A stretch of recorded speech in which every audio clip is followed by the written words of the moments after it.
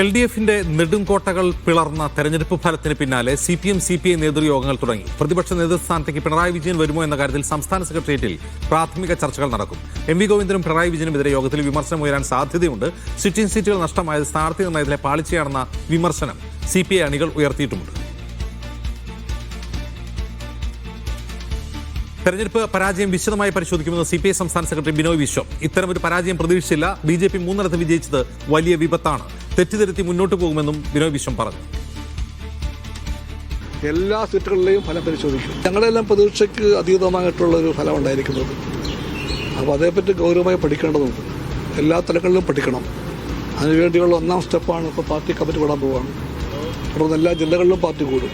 ആ തിരുത്തലൊക്കെ ഉണ്ടാകുന്നുണ്ട്. പക്ഷേ ഞങ്ങളെല്ലാം കാണാത്തൊരു അടികൾക്കുണ്ടായിട്ടുണ്ട്. അതൊരു വലിയ വിപത്താണ്. കേരളത്തിൻ്റെ രാഷ്ട്രീയ അന്തരീക്ഷത്തിൽ BJP 3 സീറ്റുമായിട്ട് അസംബ്ലിയിലേക്ക് എത്തിയിരിക്കുന്നു. അതിന് കമ്മ്യൂണിസ്റ്റ് പാർട്ടിയും എല്ലാ മതേതര ശക്തികളും ഗൗരവമായിട്ട് കാണേണ്ടതുണ്ട്. സെയ്ഫ് സൈനുലാബ്ദീൻ വിവരങ്ങളുമായി ചേരുന്നു. സെയ്ഫ്, ആദ്യം ഈ ബിനോയ് വിശ്വം സ്ഥാനാർത്ഥി നിർണയത്തിലെ പാളിച്ച സമ്മതിക്കുന്നുണ്ടോ? അത് സംബന്ധിച്ച ചോദ്യത്തിന് അദ്ദേഹം എന്താണ് മറുപടി പറഞ്ഞത്? നാദാപുരത്തെ സ്ഥാനാർത്ഥി നിർണയവുമായി ബന്ധപ്പെട്ട വലിയ വിമർശനങ്ങൾ പാർട്ടിക്കുള്ളിൽ തന്നെ ഉയർന്നു വന്നിട്ടുണ്ട്. അതുപോലെ തന്നെ തൃശ്ശൂരിലെ സ്ഥാനാർത്ഥി നിർണയവുമായി ബന്ധപ്പെട്ട വിമർശനങ്ങൾ ഉയർന്നു വന്നിട്ടുണ്ട്. ജിംസ്, അതിനെ അദ്ദേഹം പറയുന്നത് ഈ വിഷയങ്ങളെല്ലാം പാർട്ടി പരിശോധിക്കുക എന്നുള്ളതാണ്. സംസ്ഥാന സെക്രട്ടേറിയറ്റ് യോഗവും സംസ്ഥാന എക്സിക്യൂട്ടീവ് യോഗവും ചേരുന്നുണ്ട് CPIയുടെ. സ്വാഭാവികമായിട്ടും നേതൃത്വത്തിനെതിരെ വിമർശനം ഉണ്ടാകും.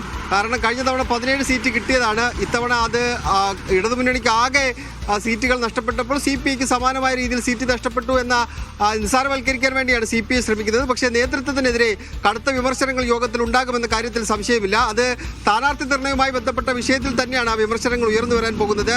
നാദാപുരം അത് കോട്ടയായി അറിയപ്പെടുന്ന സ്ഥലമാണ്. ആ സ്ഥലത്ത് ഇടതുമുന്നണി പരാജയപ്പെട്ടതിന്റെ കാരണം അത് സ്ഥാനാർത്ഥി നിർണയത്തിലെ വീഴ്ചയാണ് എന്നുള്ള വിമർശനം ഉയർന്നു വന്നിട്ടുണ്ട്. അതടക്കം പരിശോധിക്കും എന്നാണ് CPIയുടെ സംസ്ഥാന സെക്രട്ടറി വ്യക്തമാക്കിയിരിക്കുന്നത്. പിന്നീടുള്ളത് CPMന്റെ നേതൃയോഗമാണ്. CPMന്റെ